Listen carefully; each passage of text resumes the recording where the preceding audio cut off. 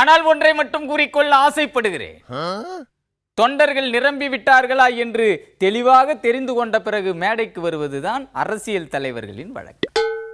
ஆனால் கல்லெறிய காத்திருக்கும் எதிர்கட்சி பீடைகள் தொலைந்து விட்டார்களா என்று தெரிந்து கொண்ட பின்னர் மேடை ஏறுவதுதான் இந்த இடிதாங்கியின் பழக்கம். காரணம், எங்கும் எதிலும் எப்போதும் முன்னெச்சரிக்கை என்பதை ஒரு கொள்கையாகவே கடைபிடிப்பவன் இந்த இடிதாங்கி. செல்போன் சார்ஜ் செய்யும் போது வெடித்து விடுமோ, இந்த இடிதாங்கியின் முக அழகு சிதைந்து விடுமோ என்ற முன்னெச்சரிக்கையில் எப்போதும் பேட்டரியை கழற்றி வைத்துவிட்டு செல்போனை சார்ஜ் செய்வதுதான் இந்த இடிதாங்கியின் வழக்கு. அந்த அளவுக்கு முன்னெச்சரிக்கை என்று வந்துவிட்டால் அதில் எந்த சமரசமும் செய்து கொள்ள மாட்டான் இந்த இடிதாங்கி என்பது யாருக்கு தெரிகிறதோ இல்லையோ, எதிர்கட்சிக்காரர்களுக்கு நன்றாகவே தெரியும். முன்னெச்சரிக்கை முத்தன்னாவாக முடிவெடுப்பதில் முன்னணியில் நிற்பது இந்த இடிதாங்கி மட்டுமல்ல, நம் இந்திய ஒலிம்பிக் வீரர்களும் தான்.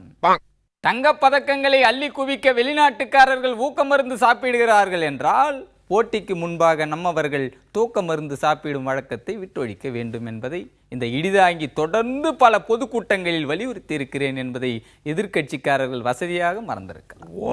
ஆனால் நம் கட்சி தொண்டர்கள் விழிப்புடன் செயல்பட வேண்டும். ரியோவில் இருந்து திரும்பும் போது விமான நிலையத்தில் தங்கத்திற்கு வரி செலுத்த வேண்டுமே என்ற பயத்தில் இந்திய வீரர்கள் தங்கப்பதக்கம் வாங்கி குவிக்க யோசிப்பதாக இந்த இடிதாங்கிக்கு தகவல் வந்துள்ளது. இது விஷயமாக நான் டெல்லியில் பேச உள்ளேன். சாதகமான முடிவை பெற தொடர்ந்து முயற்சிகள் மேற்கொள்ள உள்ளேன். அதனால் பிரேசில் சென்றுள்ள இந்திய ஒலிம்பிக் வீரர்கள் யாரும் தங்கப்பதக்கம் வாங்க பயப்பட வேண்டாம். எவ்வளவு தம் பிடித்து விளையாட வேண்டுமோ அவ்வளவு விளையாடுங்கள், அது போதும்.